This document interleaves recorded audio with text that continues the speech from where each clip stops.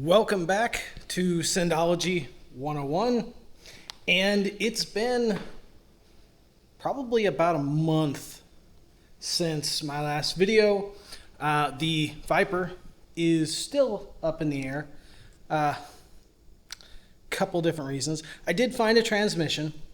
This transmission right over here is a 36,000 mile unit, so it got about half the life on it that my bad transmission had.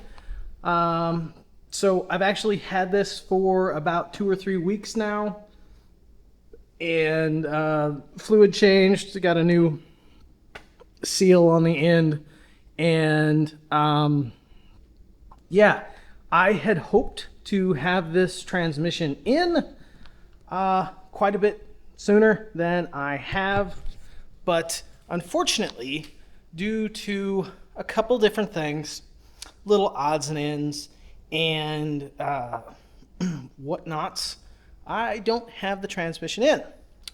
Initially, I thought that I was having alignment issues with the clutch, so I purchased a different clutch alignment tool, and so I realigned that. I was still having some issue. Now, granted, I'm not a master mechanic in any way, shape, or form, and really the last time that I did a rear-wheel drive transmission was back on the farm on the old farm trucks, 79 Chevys, that sort of thing. Not really anything manual, just automatics, TH350s. So it's been a little bit since I've done that. And in the Viper's, let's see, I don't know if we can see it. I don't have a light here right now. This is just kind of a spur of the moment video. The bell housing, or the transmission tunnel, is pretty cramped quarters. It's pretty cramped quarters. So there's not a lot of room to work with.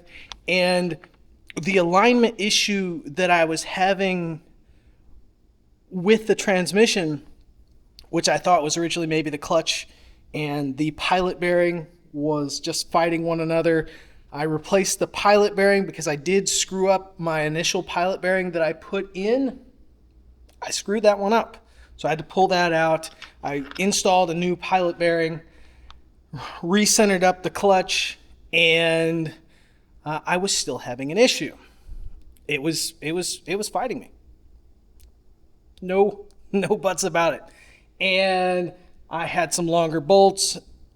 Was kind of, maybe pulling it forward a little bit. I got pretty close, but it was still just fighting. It was just the alignment wasn't there. So on my final attempt here recently, I noticed, and it was something, because I read forums and whatnot, that sometimes the engine on the passenger side, it kind of, some of them are just aligned a little bit closer to the passenger side than others, and that causes the side of the transmission to actually hit one of the supports when you're going up towards the bell housing. And mine appeared after I finally, I was at my wit's end. I noticed, oh crap, there is part of the casing that is actually hitting, and I do apologize. This backpack is not this. I walk with this backpack pretty much every night. It weighs about 120 pounds. So I'm filming this video with the backpack on. I noticed that part of the casing was hitting. There's a support in the tunnel, and one of the ways that you can do it is you can have somebody torque the engine over a little bit, pry it over, wedge it to the side. Another thing that can be done is you can remove just a little bit of the transmission casing, and you can see where I've buzzed part of the casing off. I'll show you on the old transmission. Those initial ears right there, this is what they look like. And this is what they look like now. So I took about 3/8 of an inch off of the casing. Now, I had the transmission in place. Everything was good. All of the bolts torqued down where they should be. I was patting myself on the back, pretty excited about that. Unfortunately, I noticed, fortunately I noticed before I went any farther that there was some clear liquid coming out of the bell housing. Well, there's only one possibility of clear liquid in that area, and that would be the slave cylinder. During one of my install attempts, I must have cracked the slave cylinder, the new slave cylinder. Let's see if we can see it here. Yeah. Let's see. I don't know if it's catching that on camera, but there is a crack right here. And that is something that can happen. I'm sure while it was not aligned and the bolts were being torqued, trying to maybe pull it in place, it cracked. Team, it's a thing on the forums. It does happen. So as soon as I saw that, I pulled everything back out, which fortunately, taking that transmission out of place is very easy. It's very simple. So I am waiting on the new slave cylinder. I'm not going to try throwing the old slave cylinder in place just to put things back together. It does have some issues. The bearing on it is a bit wobbly and whatnot. So that being said, my issue of getting that transmission to go in was not a clutch alignment issue. It was not it wasn't me. It was just that support. And I noticed, because obviously this clutch has been out before and this transmission has been out before, there is some damage to that support in the transmission housing. Not like a lot of damage, just some. I can see where the previous people had some issue as well. So it is a thing. It was a good learning experience. Now we're just waiting to put this transmission back in.